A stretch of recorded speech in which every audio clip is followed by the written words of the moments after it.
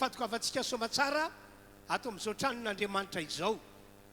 Dia arabaina toy izany ihany koa ianareo izay any atokantrano any ka manaraka izao fotoam-pivavahana izao mivantana amin'ny alalan'ny télévision na amin'ny alalan'ny Facebook na amin'ny alalan'ny YouTube.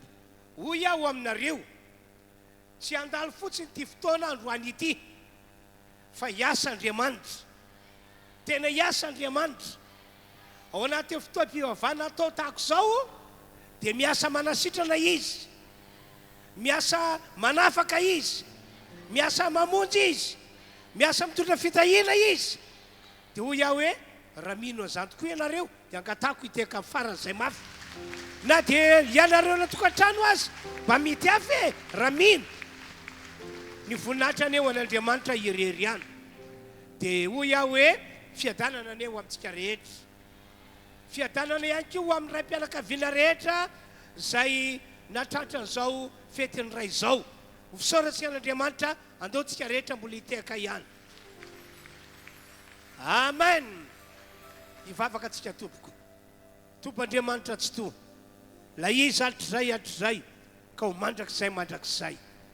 Omena voninahitra ianao anio ampitso ary mandrakizay. Misaotra sahady ny amin'ny fanatrehanao anty fotoam-pivavahana androany ity. Zay nonay fa fotoam-pivavahana ho avahanao tsy mitovy amin'ny fotoam-pivavahana rehetra, fa izy zavatra tsy ampozinay, tsy noeritreretinay ho ataonao eo amin'ny fiainana rehetrarehetra zay manotrona manatrika an'izao fotoam-pivavahana izao, ka hoe anompanao amin'ny fony rehetra. Misaotra Andriamanitra, tena Andriamanitra tsara sy mpanao tsara ianao. Misaotra. Halleluia, amen. Mbola hiteka mafy an'ny tompo isika.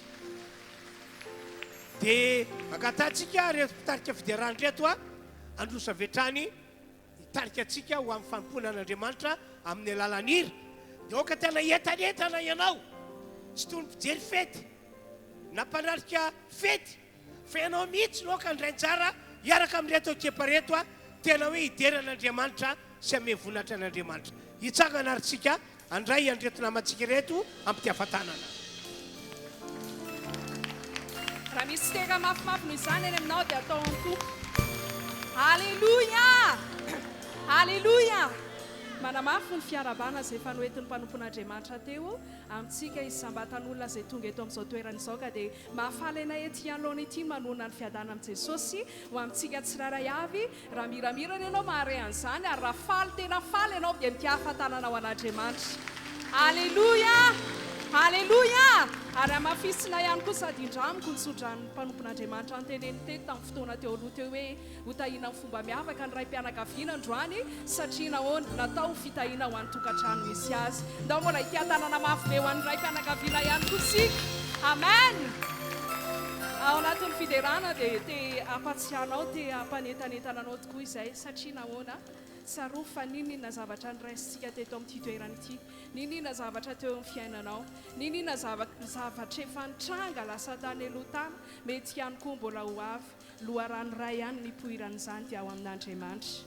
Sady izany ve ao amin'Andriamanitra irery ihany, tsy nisy herin'ny tanantsika na ny sandrintsika, na mety hoe tao ny faherezantsika, mety hoe tamin'ny alalan'ny ara-panahintsika ohatrany, fa rehefa Andriamanitra miteny hoe misy io dia misy, ary rehefa Andriamanitra miteny hoe tsy misy dia tsy misy. Tahaka ny namoronany an'izao rehetra izao, fony tany aloha rehetra tany teo ny fanamasina nanomba fa zao hoe rehefa Andriamanitra nanao hoe misy mazava dia misy ny mazava. Andriamanitra zao hoe dia miasa, ary amin'ity volana Jona ity dia hozy izy Andriamanitra hoe misy fanasitranana dia misy ny fanasitranana eto, ka sy ona gora mifaliana izany. Halleluia, halleluia. Satria nahoana ao aminazy rery ihany loharano ipoiran'izany, ery tsy ahitohaina, ery tsy takatry ny saina dia ny fanasitranana. Halleluia. Misy fotoana teto maro ny olona nijoro vavolombelona, zavatra tsy aheritreretana, nasian'Andriamanitra ny dokotera fahalalana avy amin'Andriamanitra nomena azy ireny, natakatra afaka nanakatra tsara mihoatra noho ny amin'ny mety hoe fahaizana ara-tsiansa mihitsy arava zao. Andriamanitra mbola ambonin'ny fahaizana rehetra, mahay manao zavatra rehetra, mahay nanome taova vaovao indray nefa taova efa aloha teo anoloha, ka zany rehetra zany andriamanitra ny loharano izany rehetra izany ataontsika anofahofantanana ho an'andriamanitra dia tiako ampahirezina anao androany dia izao aza-panjinina tsony a ilay zavatra mety antony nahatongavanao eto amin'ity toerana ity mety olana ve izany mety aretina tokoa ve izany satria hoe volan'ny fanasitranana dia noho ny fanentanan'olona anankiray dia tonga eto ianao satria mahitahita fanasitranana aza-kiry fa mbola tsy tara ianao fa mbola eto nosotry ny fanasitranana ary andriamanitra ny miasa eto mbola tsy foana ny herina fa vao may raha multiplieny izany eto amin'ity toerana ity dia hofafay ambony mihitsy ny tanantsika rehetra aza atao hoe fahazarana izany na mety ihany koa hoe rehefa tonga eto amin'ity toerana ity moa izany dia tsy maintsy manao fahofantanana androany fa izy no tompony eny izy ny tompony sainao izy ny tompony fonao ny fanahinao mombanao rehetra tompony zao rehetra izy ao jesosy ataontsika kalazan'izany androany amen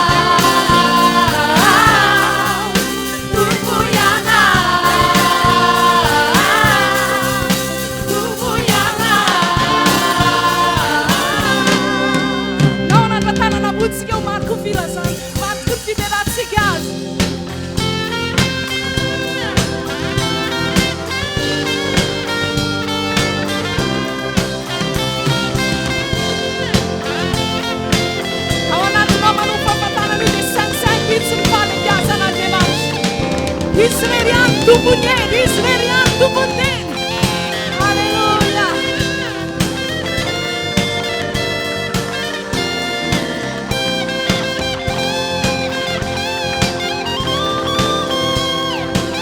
Natsika mbola miaraka inaza hoe tompo iana.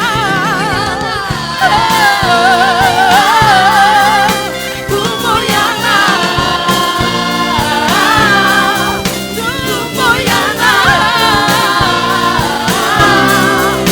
Tompo iana.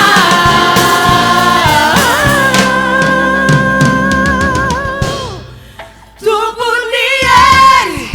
Assura kuna pifanina wanatewasha. Assura kuna pifanina wansesos. Halleluja. Tena tokony ho resy lahatra ianao a fa tena tompony Andriamanitra. Amen. Andeontsika no fahofatanana ho an' Jesosy satria tena Andriamanitra tompony hery a. Ozy izy ilay tononkira teo hoe tsisy hery atohatra azy satria tena mahery ny Andriamanitsika.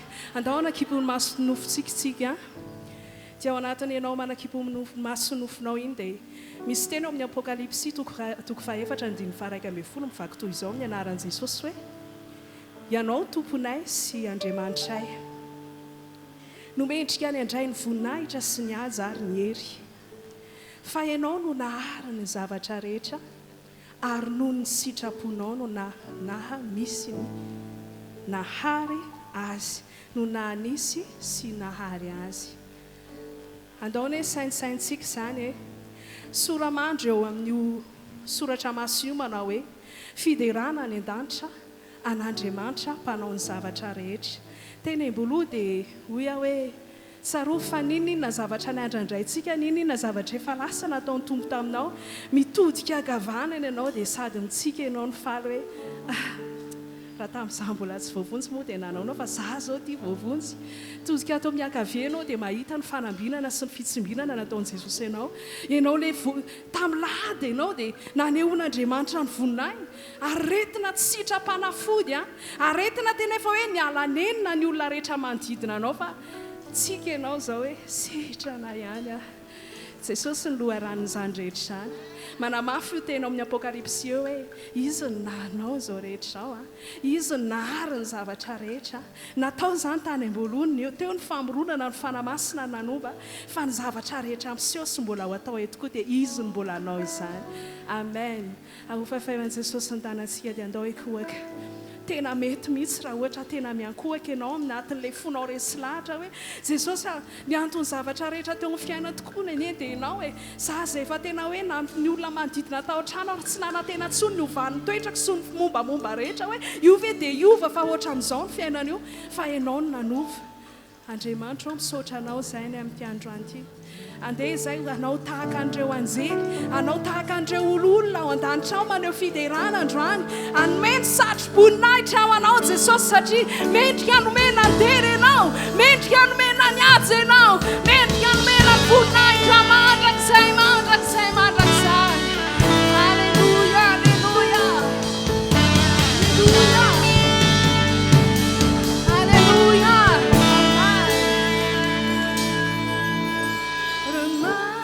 Remasinas yanzere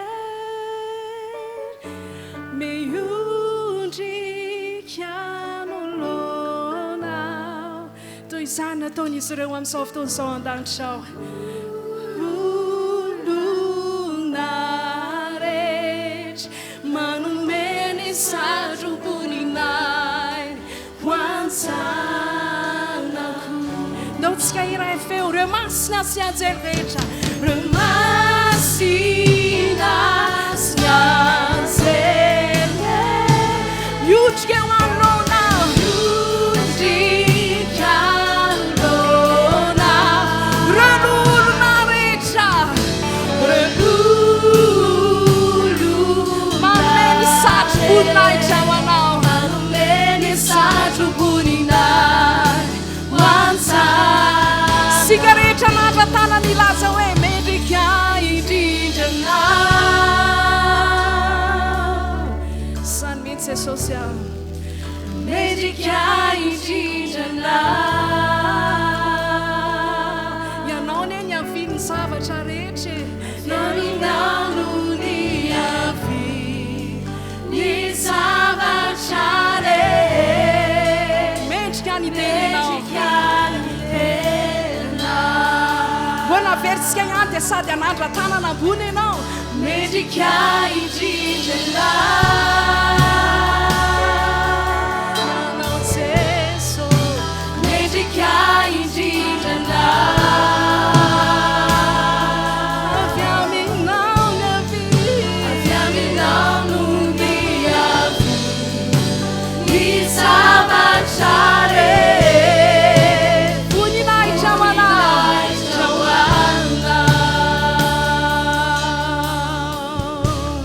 reo masina sy anjery rehetra reo masina sy anjery miray saina amin'izany izay amin'izao fotoan'izao Jesosy eo miondrika lona satria te hanatsanao foana te ame voninahitra anao lolona rehetra manome ny satrokoninay mansana no iarakineza mavo e mendrika indrindra mendrika indrindra anao Jesosy a mendrika indrindra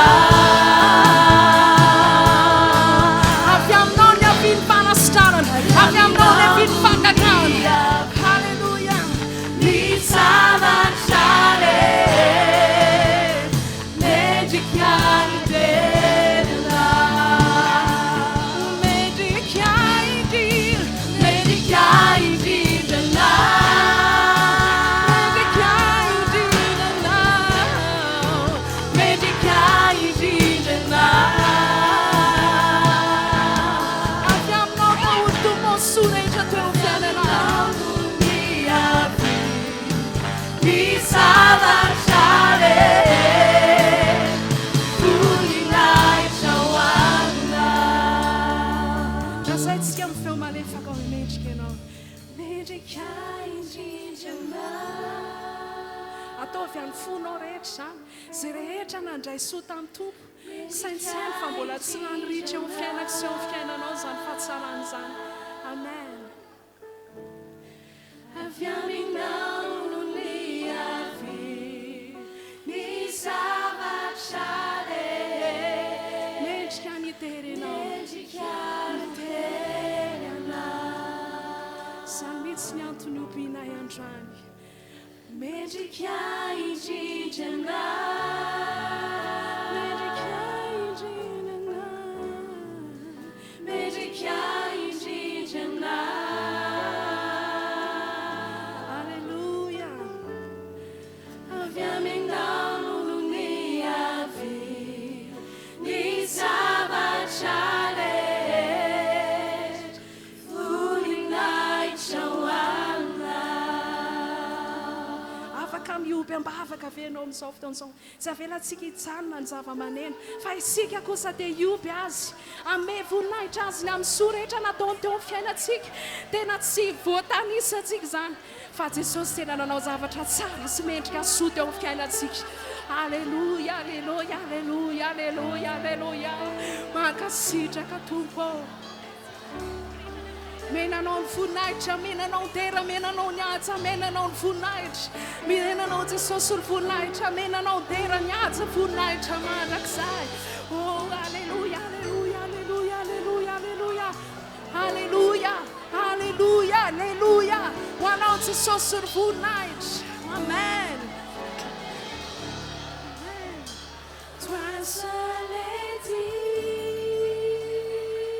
tsika afaka mbola mivavaka ihany fa tsareo ety anoloana ankalazan'i Jesosy alleluja sotra tompo mankasitraka Jesosy sotra tompo Jesosy alleluja menanao ny voninahitra sy ny teraza de recevoir louange et gloire pour l'éternité. anaraka moramorysika Toi seul est digne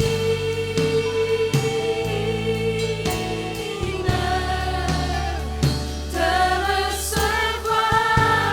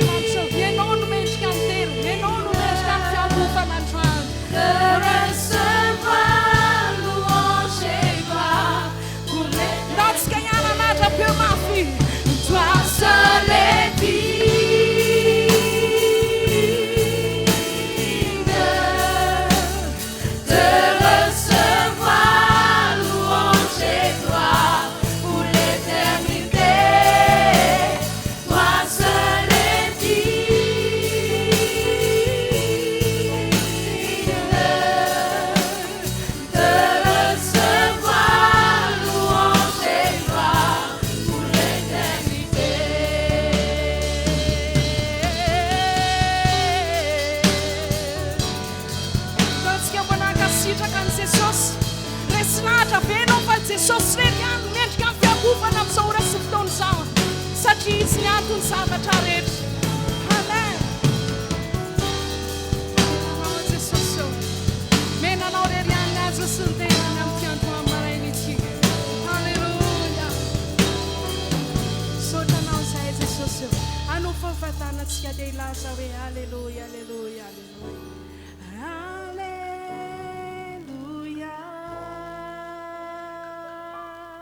Tazometrano fifandraisanao. Halleluja.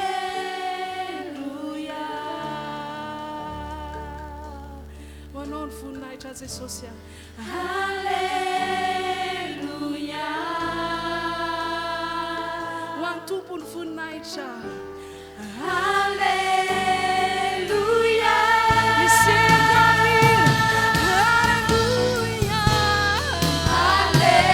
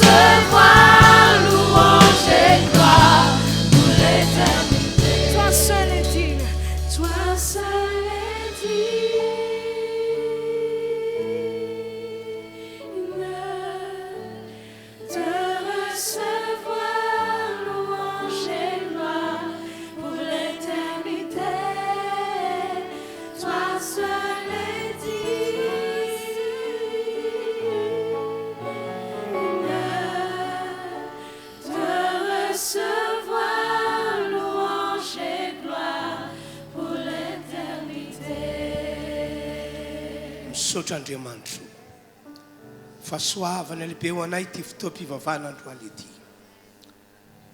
Apetrao amin'ny fonao ny tananao. Andao isika samy anamafy ny falorantsika ny fiainantsika ray manontolo mba ho an'Andriamanitra. Ny tanjontsika dia ny tonga somatsara any amin'ilay fiainana mandrakizay miaraka amin'i Jesosy. Dia ao anatin'izao falorantsika ny tenantsika ny fiainantsika ray manontolo zao dia afoizo ny fomba fanao zao tontolo zao, ny fomba fiainana zao tontolo zao, ny toetoetra zao tontolo zao, mba tsy ho amin'izany intsony isika fa anaraka ny fomba an'Andriamanitra, anaraka le fiainana miaraka amin'i Jesosy, anaraka le tena toetra an'Andriamanitra. Andao hivavaka ho arak'izany isika fiangonana ho anareo any tokantrano mivavaha arak'izany fanentanana ataoko anareo izany. Mihainy vavaka antsika Andriamanitra, mamaly vavaka antsika izy, ary fahasoavana lehibe ho antsika ty fotoam-pivavahana androany iarantsika manotrina ity. Samy mivavaka arak'izany tsika rehetra tompoko. Atsakany mihitsy ny tananao, ny tananao ray ataovy amin'ny fo, dia ny tanana roa atsangano, dia mafisy ny faloranao ny tenanao, ny fiainanao mba ho an'Andriamanitra, ary lazao falompan'Andriamanitra hatramin'ny faranao. Ny tanjony dia ho tokany amin'ilay fiainana mandrakizay miaraka amin'i Jesosy.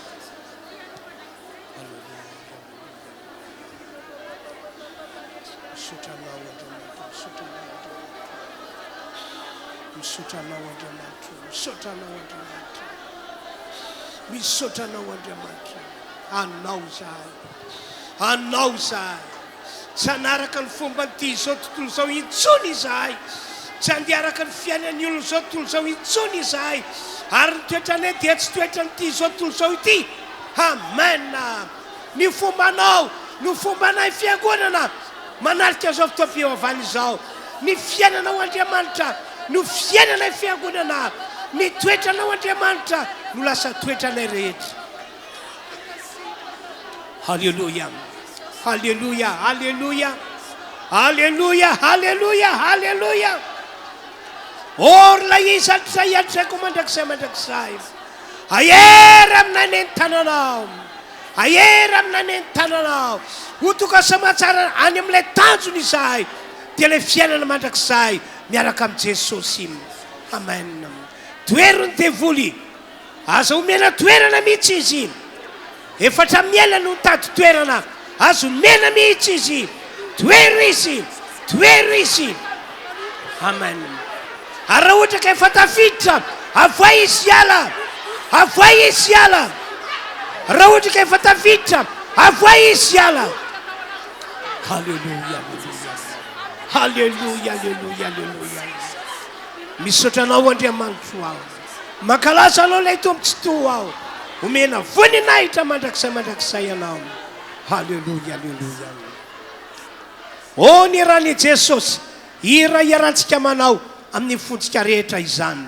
Matoky isika fa ny ran Jesosy lay fanalatsaka ho famelan-keloka, zany no entin'Andriamanitra manateo atsika, manamasina atsika, entin'Andriamanitra matoka atsika ho akasitrahany eo anatrehany.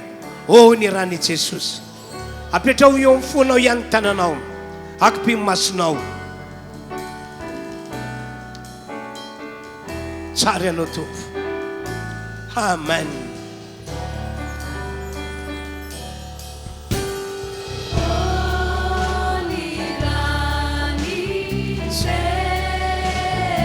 O ny ran'i Jesosy.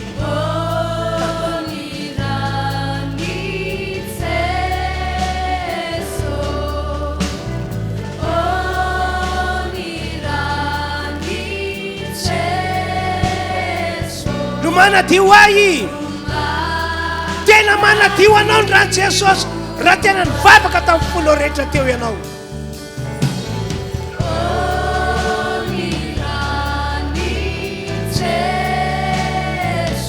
Amen.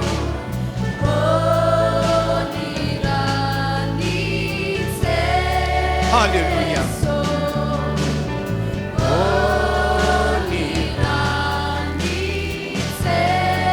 No mampandresy ahy. Amokana ho mpandresy Andriamanitra. Amen.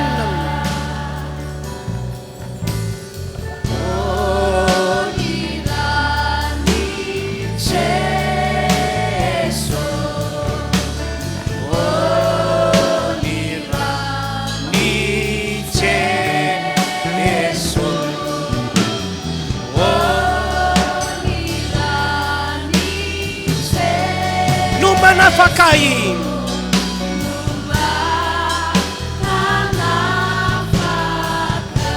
Bola akpiany masinao Tompo sotranao zahay ny amin'ny fotoan'androany zay atrehnao manarika an'ity fotoam-pivavahana ity ianao eto voninay arabaky teny satria efa nyteny zany ianao Tompo.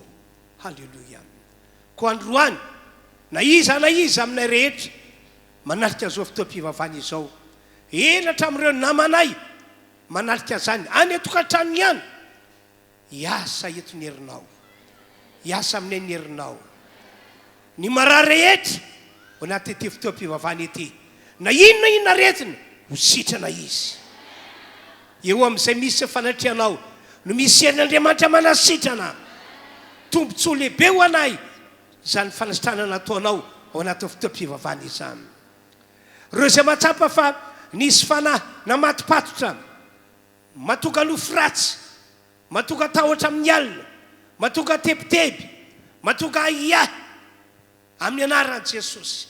Eto anao Tompo, manafaka anay ianao, manafaka anay ianao. Vita ty fotoam-pivavahana ity, ody ampiadanana izahay, ody ampiadanana izahay.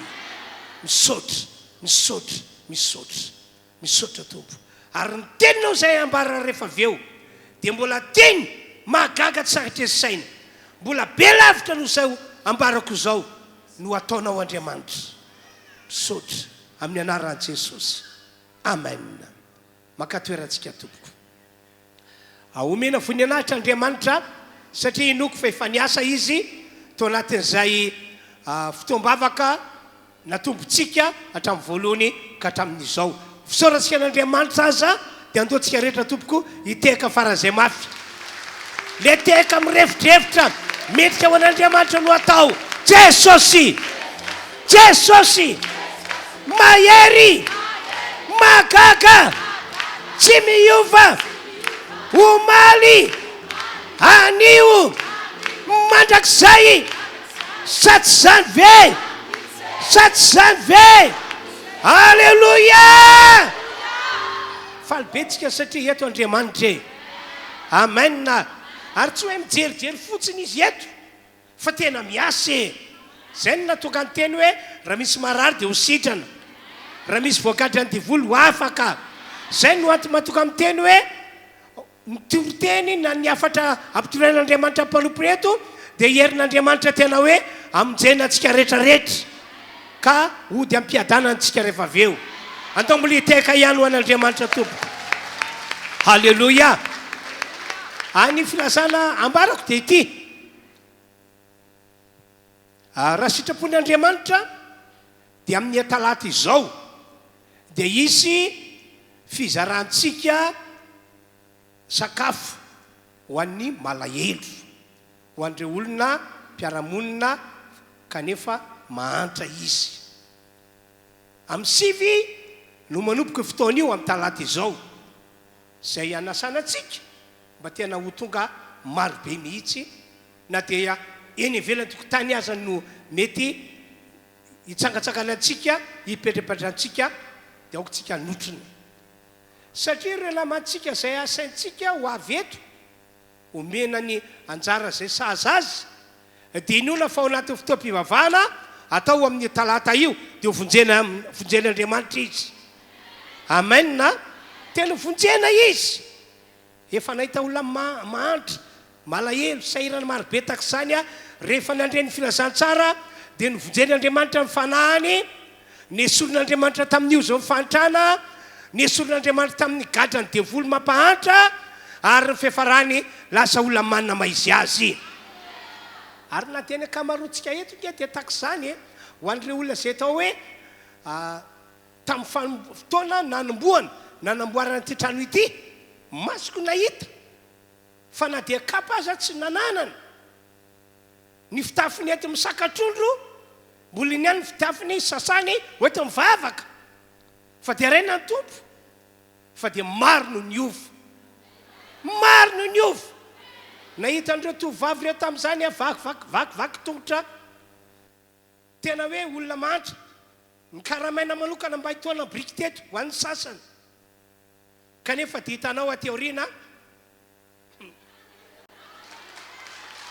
miaraka amin'ny kiraro tikitiginy ohatr' zao dia ho ia taminy sasany tamin'ireo no teneko satria mifitaratra orianao dia mijery fitaratra eo izy tikitiko izy ahoana ho ny mpiaramonina aminareo mahita ndry zao niova be ohatr' zao dia ory zareo hoe fa ka misy fizarana volana ampiangonana any dia inona valinao dia meme fotsiny tsy miteny fa manino tsy miteny tsy isy fizarana vola fa mivolanao ary no alaina atao rakitra zany tokony avalinao azy fa ny fitahin'Andriamanitra no natokany mianakavy no voatra tahako izao asiteka mafy be tompoko ka amin'ny anaran'i Jesosy reo olona ho avy eto dia ho vonjena ny fanahany ho afaka miozina mampahantra ho afaka mifanaratsy manandevo mifanitrana ho tanteraka le teny hoe koa raha misy olona ao amin'ny Kristy dia olom-baovao izy lasa ny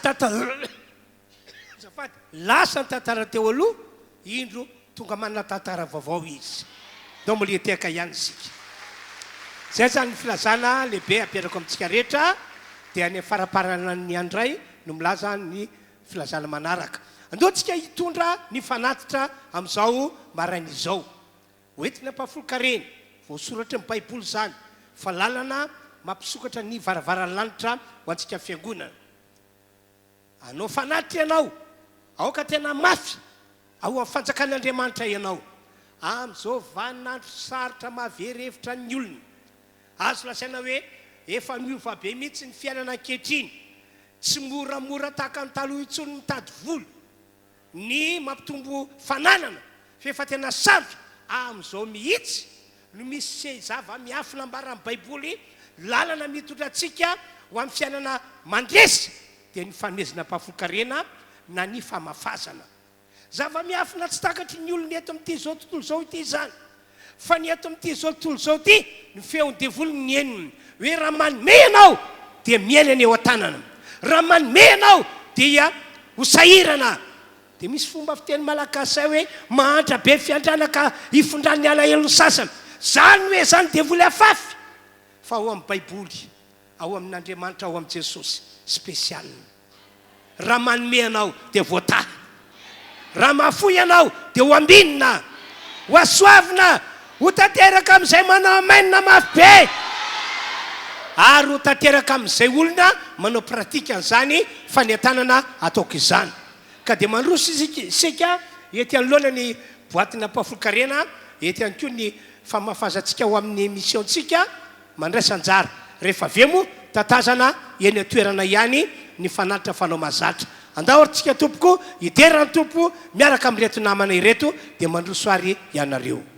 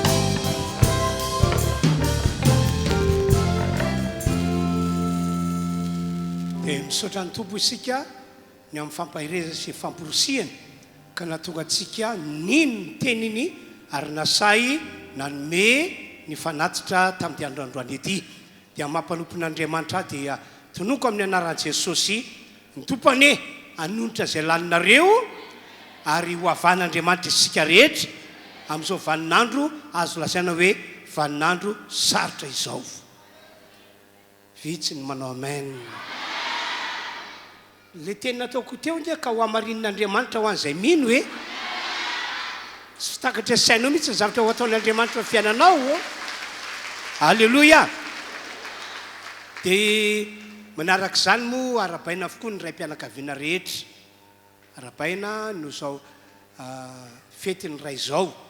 Dia arabaina tahaka izany ny mpanompon'Andriamanitra izay raim-pianakaviana hitondra ny tenin'Andriamanitra eto rehefa avy eo dia ny pasteur antsika André Midona Andry ny fo Jean Aimé atao hoe Coco. Dia arabaina ihany koa reto mpanompon'Andriamanitra izay vahintsika avy any atsimo miaraka amin'ny pasteur Ery Mampioniny. Misy efitra amin'ny rahalahy zany zareo falitsika mandray azy ireo ary miaraka manompon'Andriamanitra amin'izareo androany. Amen. Avy hatrany ary dia angatantsika ny mpanompon'Andriamanitra André Midona Jean Aimé androso tona ny afatra ianareo kosa makatoerana.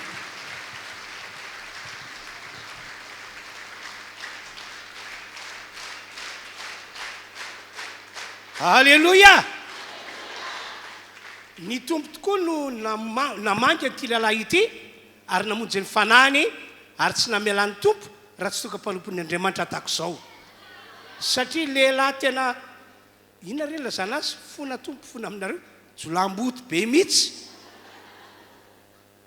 kanefa dia tsisy tsy hain'Andriamanitra atao hoe zay ny matoka mampahiranareo hoe mandeha ihana mitory ny filazantsara fa amin'ireny olo itorintsika filazantsara reny amin'ireny olo ireny maro amin'izy ireny vonjena maro amin'izy ireny vonjena ka dia mandehana omeny fahafampo Andriamanitra zay maneraka atsika ho amina mission lehibe. Menanao tompoky ny fitondrana ny afatra. Sotra pasteur. Miarahaba-tsika rehetra amin'ny anaran'i Jesosy amin'izao atoandro izao izay everiko fa fotoana tsara ahafahan'Andriamanitra anova ny tantaranao. Fotoana ahafahan'Andriamanitra anova ny tantaranao. Matory resana le hoe anova ny tantaranao dia hoe misy zavatra maro zany izay afaka ny hijanona ary afaka niala eo amin'ny fiainanao dia anananao fiainana tsara miaraka amin'Andriamanitra. Raha ny zava-misy ankehitriny dia tena sahirana tokoa ny olona ary everiko fa na amin'izao ora sy fotoana izay iarahantsika mivavaka izao azy dia mbola maro ireo olona izay azo lazaina mihitsy hoe ao anatina fahasahiranana fa misaotra ny tompontsika na ianao izay manaraka ny fandaharana na isika manatitra ny fotoam-pivavahana androany dia lehilahy sy vehivavy na avahan'Andriamanitra manokana mba tsy any amin'ny farafaran'ny hôpitaly ianao amin'izao ora izao fa eto amin'ity toerana afaka manompo an'Andriamanitra ary na ianareo izay eo ambony farafara azy ka mahita an'izao fandaharana izao mandre an'ity tenin'Andriamanitra ity dia hoy aho hoe hositranon'Andriamanitra ane ianao. Hivavaka avy hatrany isika mba ahafahantsika androany mandray ny afatr'Andriamanitra izany. Raha io misaotra anao zay mankasitraka anao ny amin'ny fanatrianao misaotra ny amin'ity fotoana androany ity izay ahafahanay manome voninahitra anao ahafahanay manompo anao ihany koa tonga amin'ny fotoana izay ahafahanay mandray ny teninao izay ankehitriny. Mino izay ny teninao androany dia aina ho an'izay mahazo azy ary fahasalamana ho amin'ny nofo rehetra. Ko amin'ny anaran'i Jesosy Tompo voatamanokana ane ny sofina rehetra ny fo rehetra ny saina rehetra izay mandray izao tenin'Andriamanitra izao amin'ity androanio ity ka atsapa fiovana atsapa fanasitranana atsapa famonjena feno avy amin'Andriamanitra. Mankasitraka indrindra tompo amin'ny anaran'i Jesosy. Amen. raha ny fijona vavolombelona fohy mikasika ny amin'ny famonjen'Andriamanitra ny tena koa dia tena zava-mahagaga ary tsy nieritreretina ary na dia ny tena koa azy dia tsy nieritreritra mihitsy satria raha misy zavatra tena tsy tiako dia nahita le olona mivavaka amin'ity fiangonana ity, le manao aleloia dia le manao amen sisisisy. Ary tamin'izany fotoana izany dia tena navita nanao foana mihitsy ny tena koa satria ny mamako moa zany no anisan'ny vavaka tamin'izao fiangonana zao voalohany. Dia rehefa mivavaka izy eo amin'ny efitrano anankiray dia avy dia totomiko le varavarana ivavahany, korotaniko zany izy, dia efa mijanona le vavaka dia izay ihany mahafaly ahy. Dia rahako indray le zanoko rehetrarehetra atsoko tsirairay daholy anakorotana azy hoe dana fa atsony mamy ianareo. Ny tena marina anakorotana an'le mamanay amin'le vavaka fotsiny tanjoko amin'io. Tena ratsy, sady ratsy saina no ratsy toetra, ratsy fitondran-tena, tena ratsy fa isaorana ny tompo no fahasoavan'Andriamanitra hitondra ny afatry ny tompo aminao ao amin'ity androandroany ety no famonjena lehibe izay nataon'ny tompo Jesosy teo amin'ny fiainako. Manana anjara famonjena avy amin'ny tenin'Andriamanitra ianao amin'ity androany ety izany. Amaky tenin'Andriamanitra avetrany isika. Ny tenin'Andriamanitra izay vakintsika dia izay voasoratra tao amin'ny bokin'i Isaia 7:30 no raisintsika manomboka amin'ny andinin'ny voalohany atsahatra hatramin'ny andinin'ny fahaenina. Rehefa hita dia vaky toy izao ny tenin'Andriamanitra. Tamin'izany andro izany dia narary saika maty Ezeka.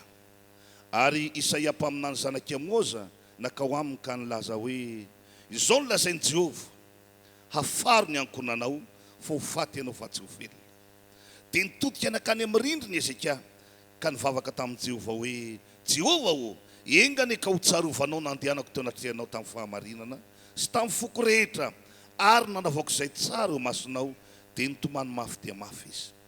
Dia nitodika dia tonga tamin'ny Isaia ny tenin'i Jehova ka nanao hoe mandehana ka lazao amin'ny Ezeka hoe izao no lazain'i Jehova Andriamanitra Davida rainao, efa noenoko ny fitarainanao ary efa hitako ny ranomasonao.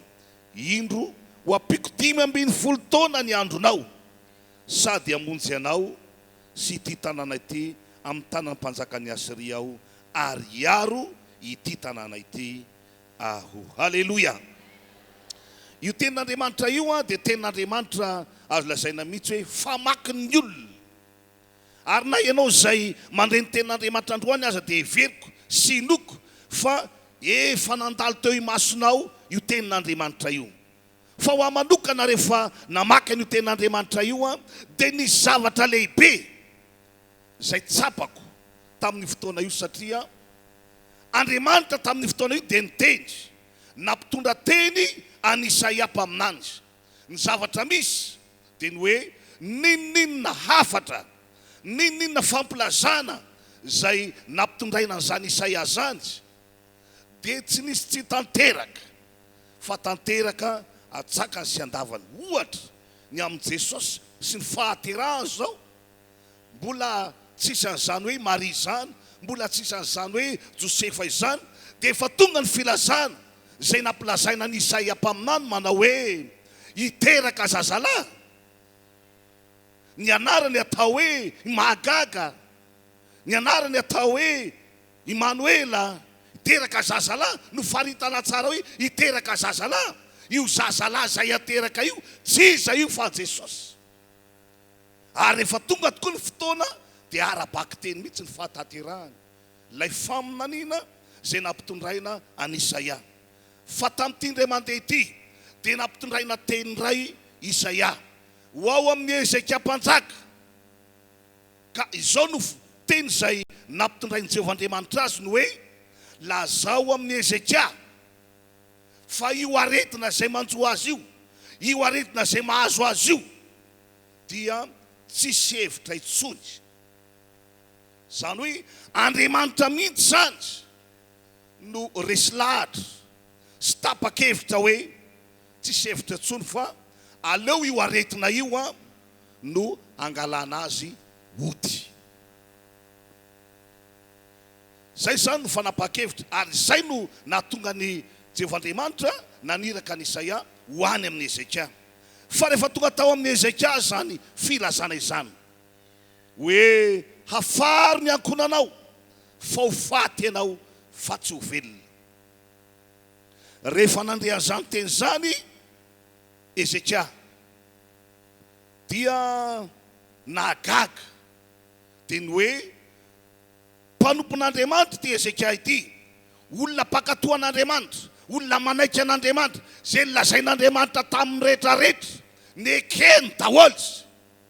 Fa tamin'ity indray mandeha ity izy tena tsy nanaiky izy, tsy nanaiky izy. Satria nahoana? Fantany tsara Andriamanitra, hainy tsara mihitsy io Andriamanitra zay tompony io.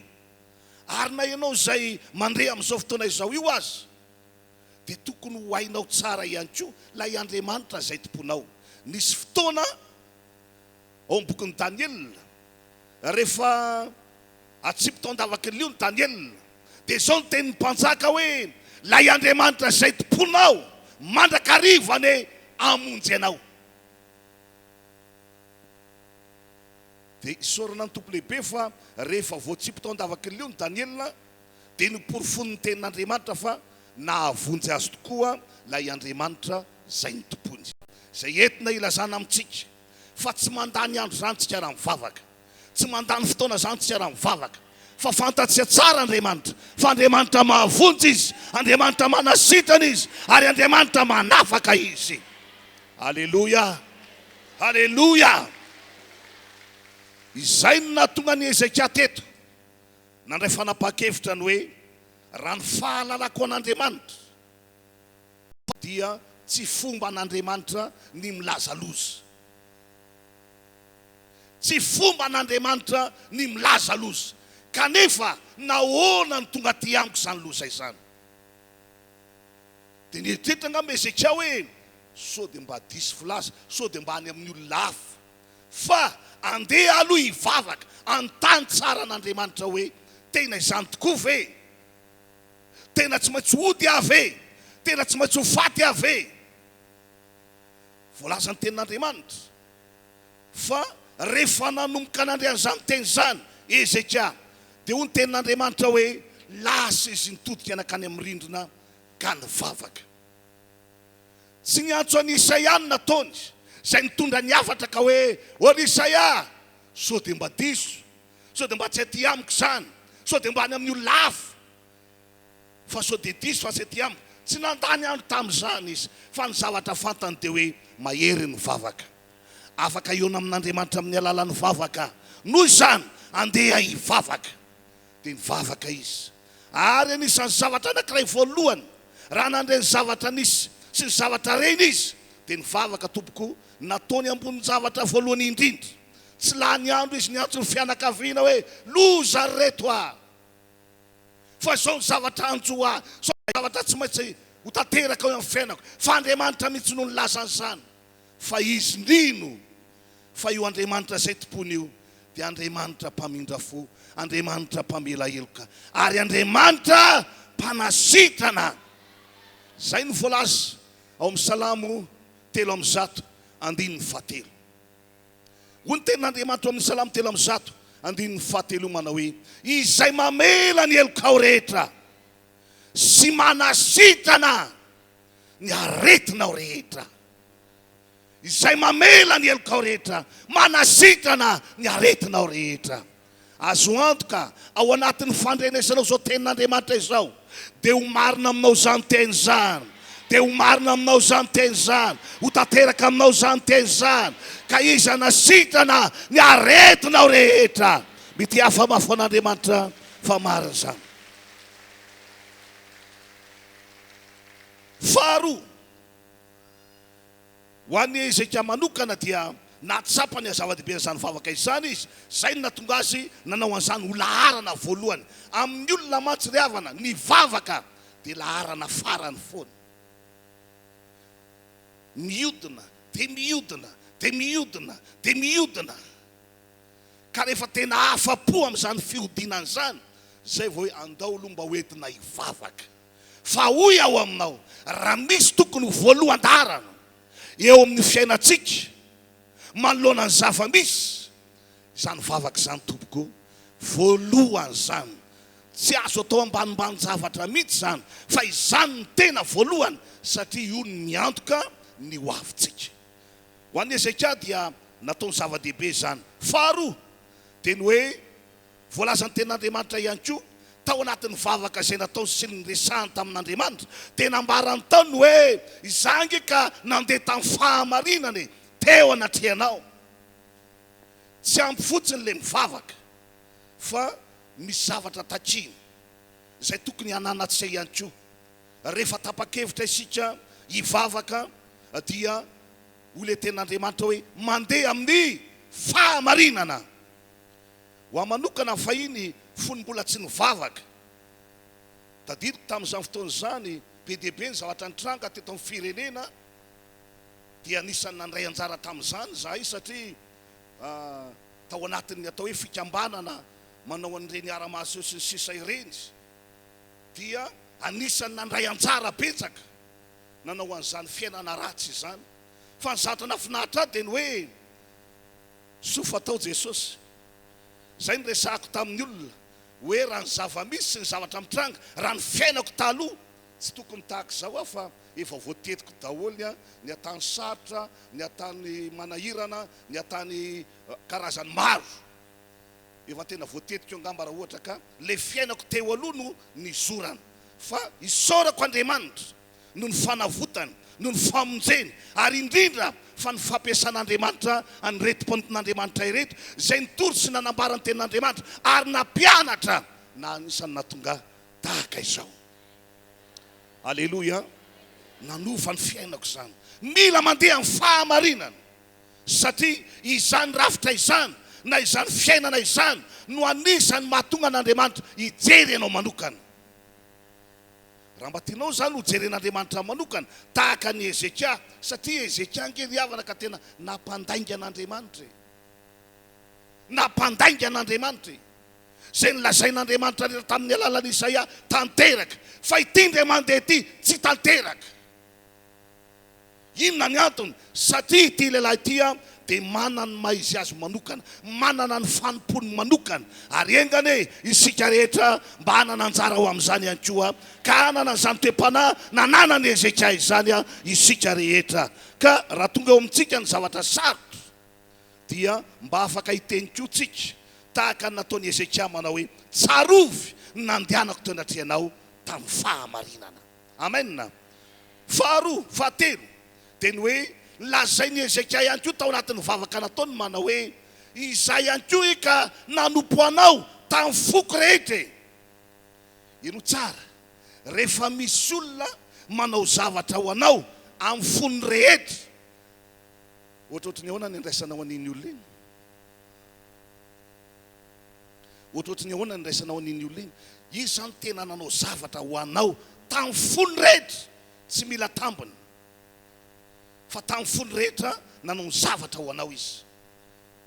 Mino afa hafa mihitsy ny fomba fijerinao azy mino afa hafa mihitsy ny fomba fandraisanao azy ary izay no anisan'ny nampiavaka ny Ezekia zay hoe tao anatin'ny fotoana zay nahasalama azy tao anatin'ny fotoana zay nahavelomany ihany koa hoe tamboninandro rehefa manompo an'Andriamanitra izy dia tsy mba nataony ambanin-javatra na hoe amikambony na hoe fialam-boly na hoe fandaninandro fa rehefa nanompo an'Andriamanitra izy ry havana dia nanompo an'Andriamanitra tamin'ny fony rehetra ary izany dia takin'Andriamanitra hoe raha isika izao no manompo an'Andriamanitra amin'ny fotsika rehetra dia ozy ny tenin'Andriamanitra hoe dia ho hitanareo tokoa izy.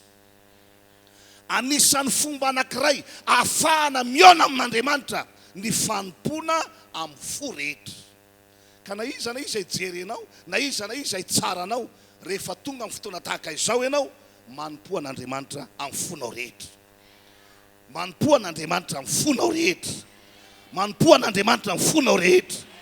Hitanao na dia iny fomba ifatohana ao anatin'ny fotoana tahaka izao io azy eo dia fahitana ny olona tena manompo an'Andriamanitra amin'ny fony rehetra satria ny olona tena hoe mifantoka amin'ny zavatra anankiray izy dia azo ny atsaina tsara mihitsy ohatra n'ilay olona nijery baolina io dia izay mahatonga an'ilay hoe ny spectateur indray maheno ny mpanao baolina satria rehefa nidakana izy tsy maty dia osy izy ilay anankiray tsy tokony tany ange iny nalefa fa tokony tariny nalefa satria le mpijery tena mifantoka be loatra ary tena miaina ao anatin'le baolina zay atao fa le mpanao baolina indraindray fa mivoraka dia lasa tsy mifantoka intsony amin'izay zavatra ataony izy dia hoy aho raha manompo an'Andriamanitra mifotsitra rehetra isika raha nomboka anova izany fiarahana amin'Andriamanitra izany isika ka tena ho ataontsika amin'ny fotsitra rehetra ny fanompona an'Andriamanitra dia milaza marina aminao aho fa ninona sarotra mbola ho lalovanao dia hijery anao manokana Andriamanitra ninona sarotra mbola ho lalovanao dia hijery anao manokana Andriamanitra ary amin'izao ora sy fotoana izao azy ianao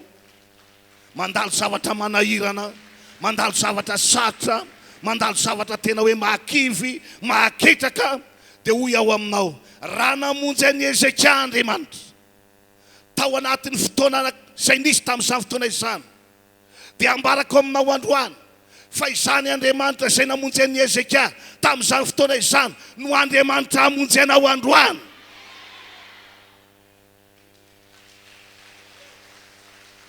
Halleluja lay Andriamanitra izay namonjy an'i Ezekia tamin'izany fotoana izany no Andriamanitra hamonjy anao androany amen mino an'izany venao mino an'izany venao raha mino an'izany ianao amin'izao ora izao amin'izao sekondra izao dia ambarako fa sitrana amin'ny aretinao ianao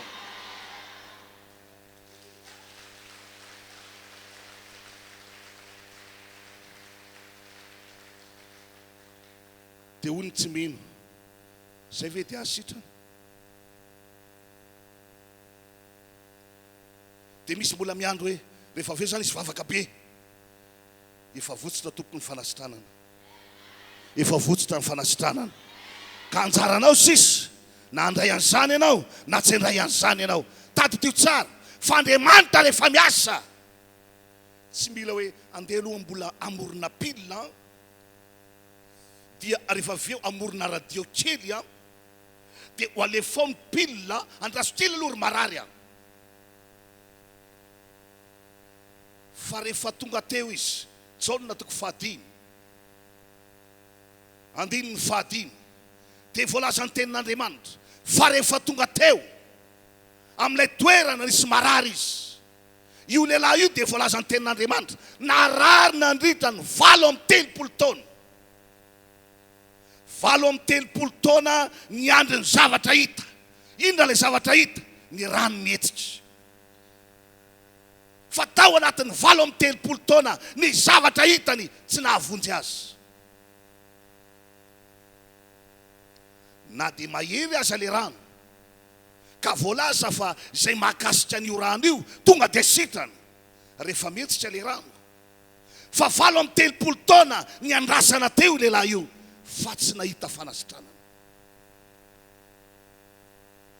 nafinahitra dia ny hoe nanana faharetana teo ihany izy miandry ny fanasitrananao azy ianao izay manatena sy miandry ny fanasitrananao anao anio le fotoana anasitranan'Andriamanitra anao anio le fotoana anasitranan'Andriamanitra anao iaho halleluja rehefa tonga teo Jesosy nahito an'io lehilahy io marary miandry ny zavatra hitany masony hoe rovinandray no hetsika ity zavatra ity rovinandray no hetsika ity rano ity mba ahafahako mandray fanasitranana fa le zavatra hitany masony tsy nihetsika mihitsy dia tonga teo Jesosy dia hoy Jesosy tamin'ny raha lehilahy teo sitrana vahianao teo sitrana vahianao rehefa niteny an'izany Jesosy dia inona nataon'le marary le rano no mijereny Jesosy miteny manao hoe teo sitrana vahianao nefa le rano manino tsy mihetsika gaga izy fa ahoana moa zany hevitra zany teny zany mahatonga hoe mipetraka eto miandry an'ity rano ty hetsika fa zao ny ambarako aminao mety efa natao daholy ny fanafody rehetrarehetra hita maso fantatry ny olona fa tsy nety sitrany ianao fa amin'ny alalan'ity fotoanandroany ity andrenesanao zao tenin'Andriamanitra izao te hoy aho teo sitana va ianao teo sitana va ianao teo sitana va ianao rehefa niteny an'izany Jesosy dia ozy izy manao hoe eny tompoko tahaka le nataonareo teo hoe amen dia hoy Jesosy taminy batao ny fandrianao dia andana mody teo ny eo ihany tsy miandry rapitso tsy miandry rafakapitso teo ny eo ihany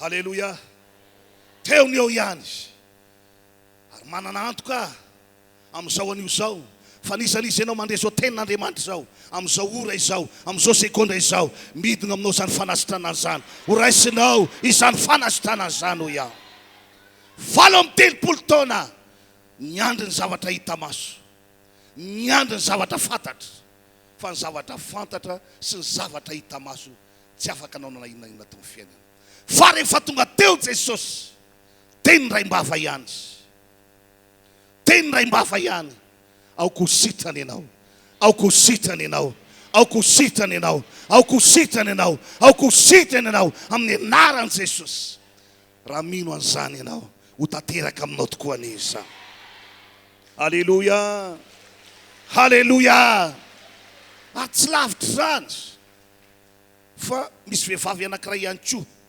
zay voalaza ny tenin'Andriamanitra ao amin'ny marika toko 5 ao marika toko 5 andininy 5 io vehivavy indray a dia voalaza ny tenin'Andriamanitra hoe narary nandritra ny 12 taona ary tsy vitany hoe narary dia narary fotsiny ihany fa rehefa vakina tenin'Andriamanitra io dia vavakintsika marika toko 5 andininy 5 amin'ny anaran'i Jesosy ary nisy vehivavy anankiray izay efa narary 12 taona sady efa niaritra zavatra be tamin'ny mpanao fanafody maro ka nandany ny fananany rehetra nefa tsy nety sitrana fa vao maika ny anarary kokoa aza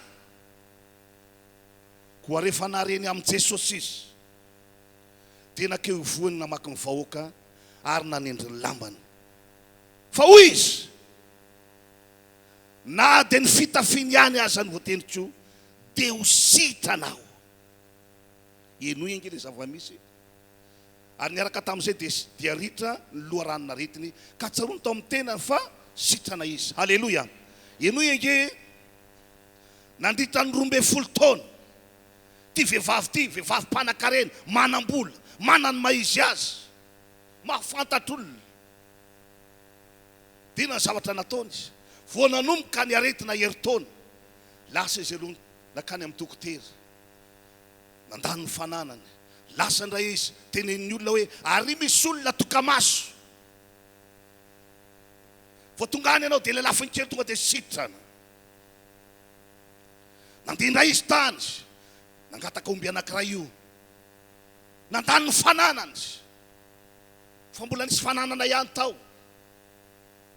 le fananana le zavatra hita maso ary matety io zavatra hita maso io manakana an' Jesosy tsy aso io tena mbola nisy ny vola dia mbola aiza indray e fa tsy navotoka maso dia ary indray e misy olona manana ratsan-tany valo ratsan-tanana valo olona mahagaga zany voky ty an'izany ianao tonga dia vahoatray lasa nitady an'izany indray amin'ny firy alina amin'ny firy maraina miala ny trano lasa tonga tany dia efa nanomboka nampianarina lasaina amin'ny andro mamanala tahaka an'izao amin'ny telo maraina mila mandro amin'ny rano fitikam-borona ianao fa na dia mafy azy zany dia mifotrofotra hoe satria teo sitrana ka fa inona ny zavatra nitranga tsy nety sitrana satria mbola nietehitra foana ny amin'ny zavatra hitany masony ny zavatra hainy izy fa rehefa nanomboka lany amin'izay ny fananany nanomboka tsisy azo antenaina itsony, nanomboka nailitsilitsy ny olona amin'izay izy. Tapa-kevitra hoe aiza indray moa ho any amin'iza indray moa, so fa Jesosy tsy mba manilika an'izany izy. Na dia zay nanao tsinitsinina azy hatramin'izay azy, dia ozy izy manao hoe izay manantona tsy mba ho laviko mihitsy, izay manantona tsy mba ho laviko mihitsy. Tapa-kevitra ity vehivavy ity, andeha aho anantona an' Jesosy. Rehefa nareny amin' Jesosy izy, ny filazanany amin' Jesosy hoe izany Jesosy zany, dia Andriamanitra tsy miova. Omaly dia ozy izy inona ny rariko an'izay omaly, efa lany ny volako omaly. Dia mangina aloha marenina fa mbola misy toyany. Io Jesosy io tsy miova anio. Io Jesosy io tsy miova anio. Tsy miova anio. Tsy miova anio. Wow, halleluja. Tsy miova anio. Dia ozy izy anio ve afaka mba handray zavatra avy amin'izany Jesosy zany a? Dia ozy izy ny olona eny. Dia ozy izy manao hoe andeha aho anantona azy. Rehefa tapa-kevitra amin'izay raha vehivavy, nandeha nanantona azy. Halleluja. Anio ihany, teony aho ihany. Rita, Rita, Rita.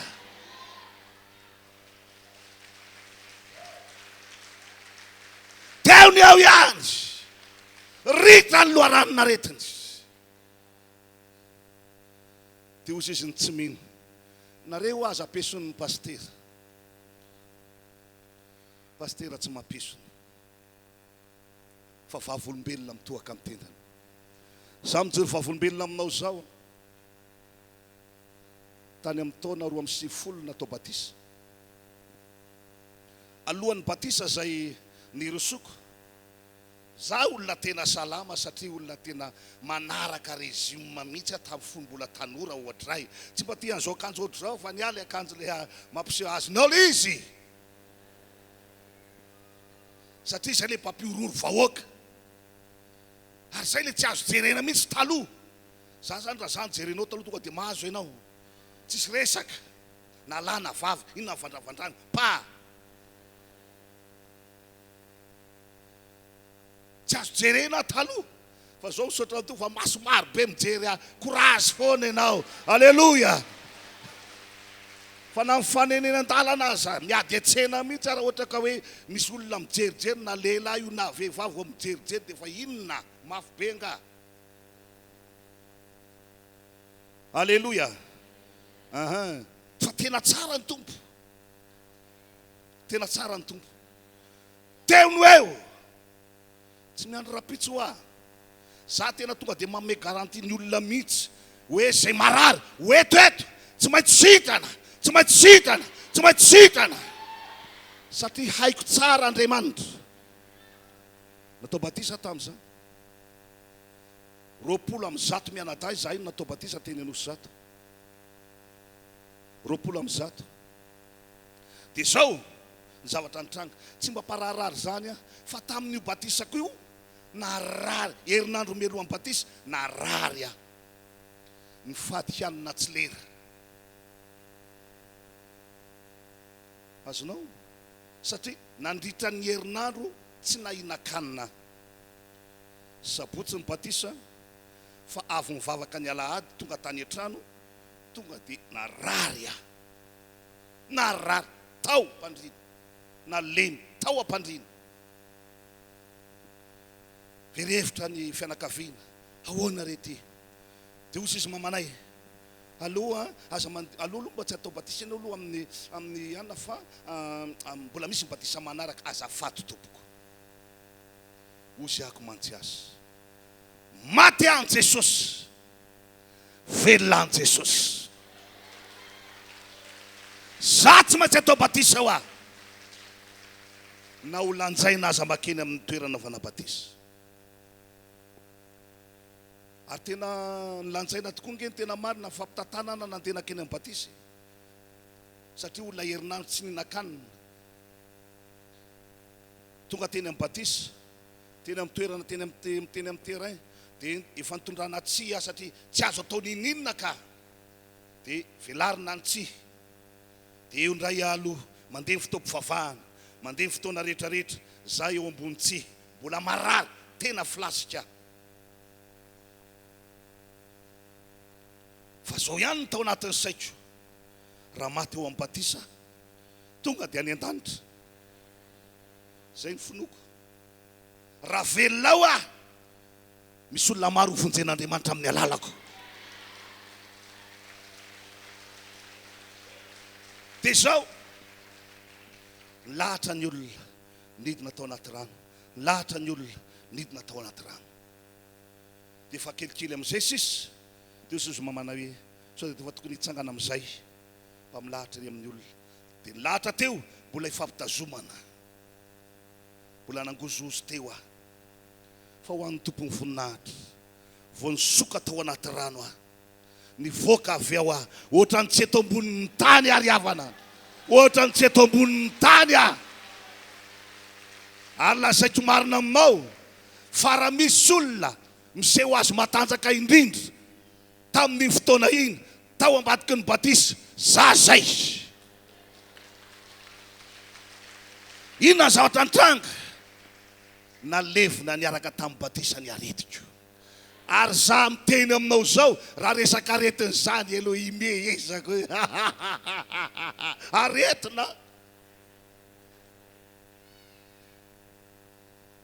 tsy hoe tena manana zavatra be dehibe hoe iarova tena mahatonga miteny an'izany tsy dia izany loatra fa fantatra ilay Andriamanitra manasitrana eo no eo manasitrana eo no eo rehefa tonga teo nataony batisa natanjaka gaga be mihitsy ny fianakaviana rehetrarehetra ary sao dia mody narary ary iny ozy ny sasany hitanao mahavery hevitra ny olona mihitsy rehefa hanomboka hanaovan'Andriamanitra asa mahagaga izay ianao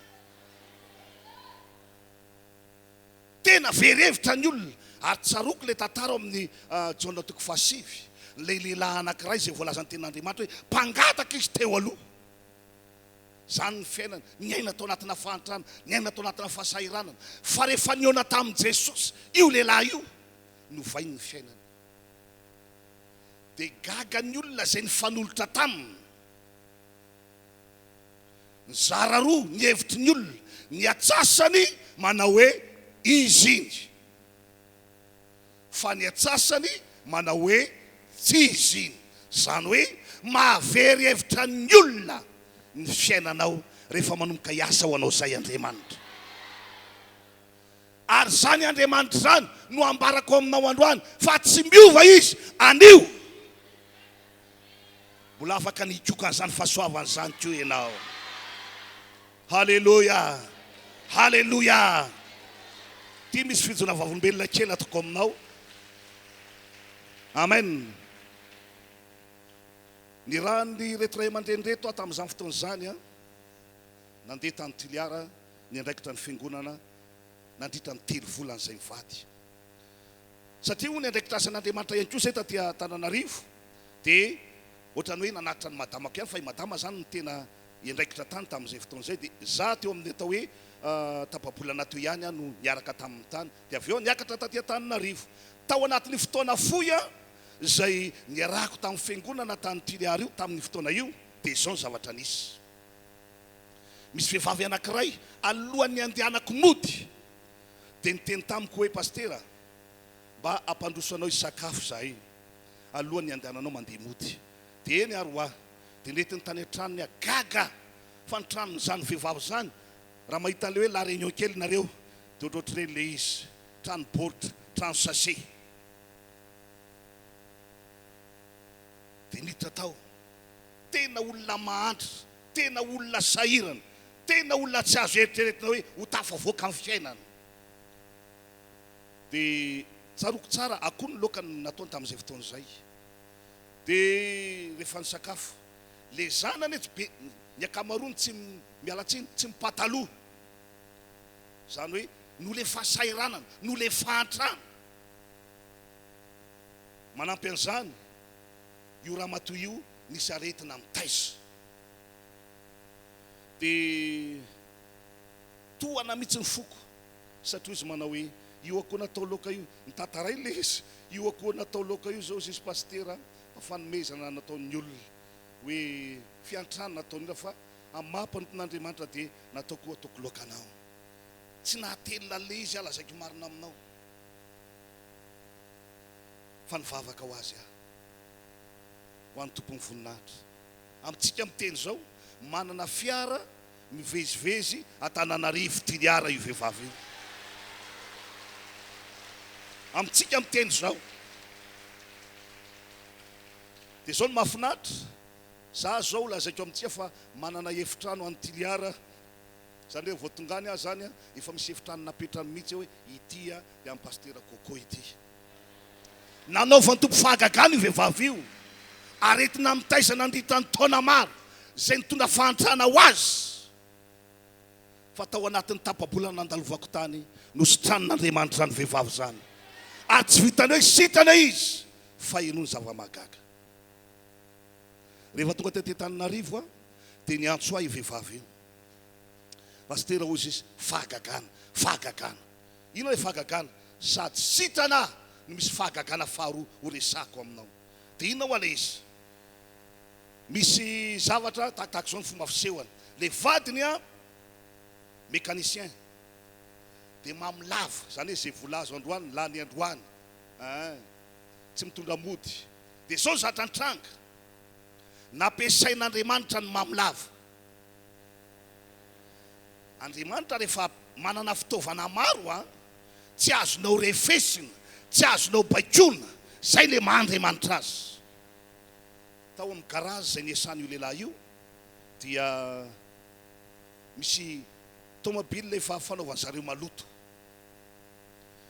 ray andro dia niditra tao amin'ny toerana io zany le rangahy rehefa niditra tao izy efa dozidozy izy io dia nahita kapoka kely zay nikitiany tamin'ny hazo kely satria ao anatin'ny toerana maloto le izy kitihany amin'ny hazo kely mitapina ny avato kitikitiany ihany nefa ohatrany misy zavatra ao anatiny tapa-kevitra izy fa tsy maintsy ho alaiko ty dia ho vakiko nalainy izy efa mamimamo nalainy le zavatra dia nivakiny inona ny tao kanety be ohatrany voamasonomby vao nahita an'izany le chef de garage dia niteny manao hoe le dezy ny anarany mialatsiny amin'ny anarany dezy zao omeko alahy 505 dia omeko 20 millions elahy fa omeo ahy iny kilalao vaikeliko ty karety vaikeliko ty o karasefo o karasefo kilalao aboaikeliko ty lay sefo nefa tsy tena manao zay fomba rehetra mihitsy satria fantany le zavatra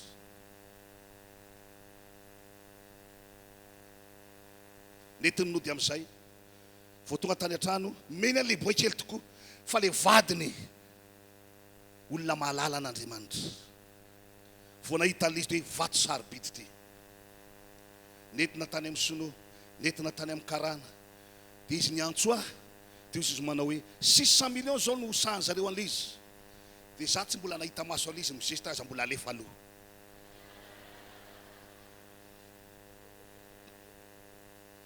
Alléluia. Alléluia.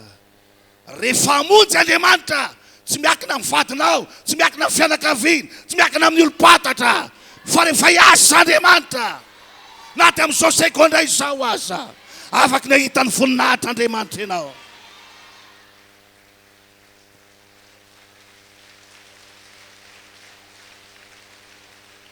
Alléluia. Alléluia.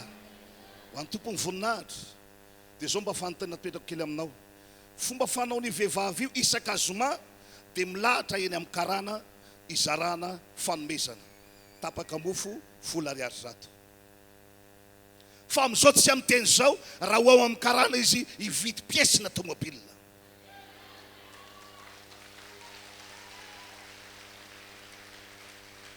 Inona ny zavatra tonga anatin'ny saina voalohany? Le karana aloha mety hisarabady mihitsy. Satria raha matoa mahatadidy fa le mpangataka io, fa le rangahy inizina mety tsy izy io, tsy mahavidina piesina firety zany ny mpangataka.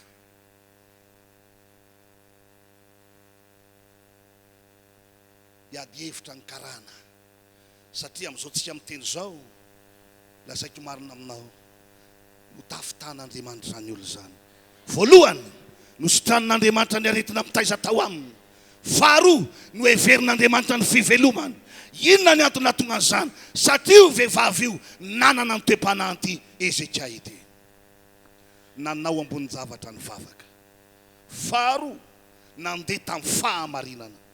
Ary fahatelo ny fanompony an'Andriamanitra tsy mba kitoto fa amin'ny fony rehetra no anompony an'Andriamanitra rehefa manompo an'Andriamanitra izy. Ary izany no hetsokanao androany. Mbola tsy tary, mbola tsy tary. Fotoananao indray izao, fotoananao indray izao, fotoananao indray izao, fotoananao indray izao. Alleluia, halleluia. Mino an'izany venao mitsangana amin'ny toerana misy anao.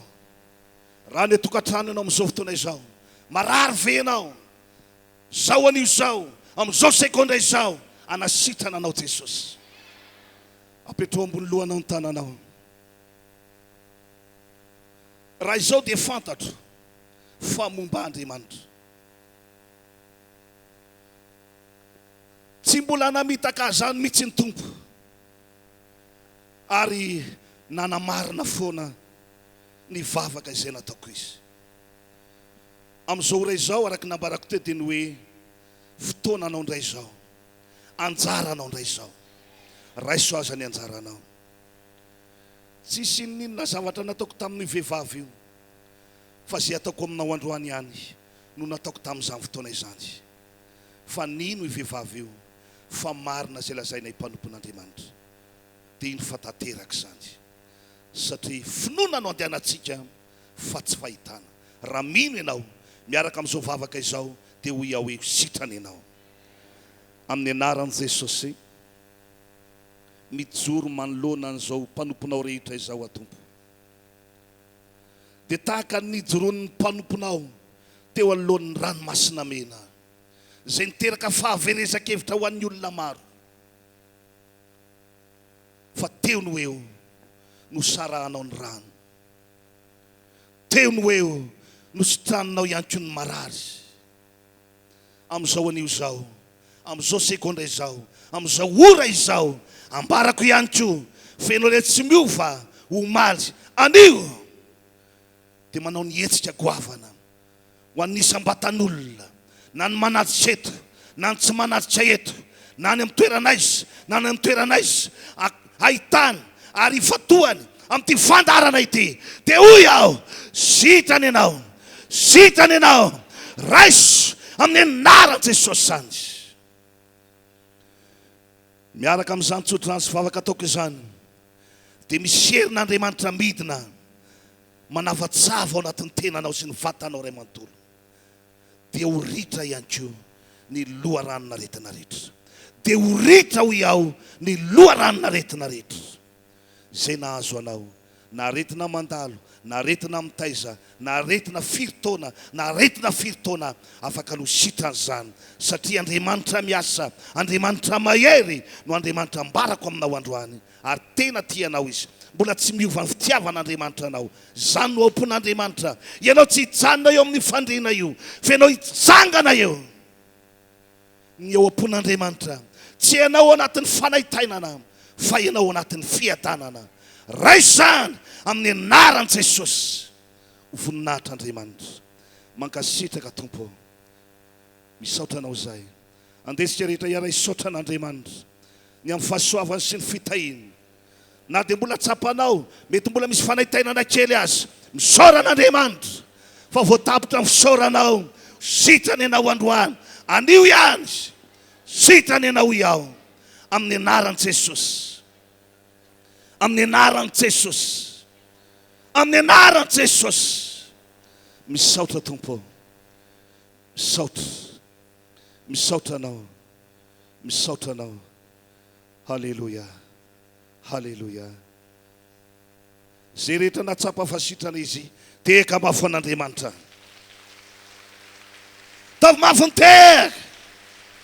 Halleluia, halleluia, amen. Afaka mahazo ny toerantsika isika, voninahitra ho an'Andriamanitra, fiadanana eo amintsika rehetra, ho raisitsika mpanompon'Andriamanitra ampity hafatanana anoy sy hamarana fotoanatsika. Raha mbola misy mafiny zany ny teako ao dia ome voninahitra Andriamanitra. Halleluia, tsara ny tompontsika e. Zay rehetra niny teo ka narary efa sitrana ianao, efa afaka ianao. Ary ho anareo izay matsapa hoe resy zay fijerinao teo aloha, ovay ny fijerinao, ovay ny sainanao. Fa raha mbola miaraka amin'ny Jesosy, manana hevitra tsara heverana anao izy. Asiteka mafy be. Halleluia. Zany ake no antony mahatonga mampahery foana hoe rehefa fotoana fanatitra dia mampahery foana hoe masahia manome, masahia mamafy ao fanjakan'Andriamanitra. Tsy mahafaty antoko izany. Ary zany mahatonga mampahery anareo hoe na dia anisan'ireo olona mbola miady amin'ny fiainanareo ianao manaova défi hoe tsy maintsy mamafy aho, tsy maintsy manome aho. Satria iny famafazana iny famezana ataontsika iny, riavana tsy takatry ny saina fiasan'Andriamanitra amin'iny. Kely ny andohanao amin'ny anaran'i Jesosy, ho lehibe ny fihevaranao. Asio teka farany izay mafy. Amen. Dia misaotra ny mpanompon'Andriamanitra nitondra ny hafatra isika. Andeontsika hivavaka, misaotra n'Andriamanitra ny amin'izay fotoam-pivavahana nitondran'Andriamanitra antsika izay. Ho anareo any an-tokantrano ihany koa dia misaoran'Andriamanitra tahaka ny ataonay ato amin'ity toerana ity. Misaotra anao zahay ry Tompon'Andriamanitra tsy toa. La izy hatrizay ka ho mandrakizay, mandrakizay. Tsy takatry ny saina maneritreritra ny olombelona ny fiasanao. Fa tena Andriamanitra lehibe sady magaga ianao. Mahay manao zavatra mihoatra noho izay noeritreretinay sy izay noheverinay ianao ry Andriamanitra. Ao amin'i Jesosy no anehoanao izany fahasoavan'izany eo aminay rehetrarehetra nanarika ty fotoam-pivavahana ity. Na zahay ato amin'izao tranon'Andriamanitra izao, nareo namanay izay any an-tokantrano any. Misaotra, makasitraka ray malala amin'ny anaran'i Jesosy. Amen. Halleluia.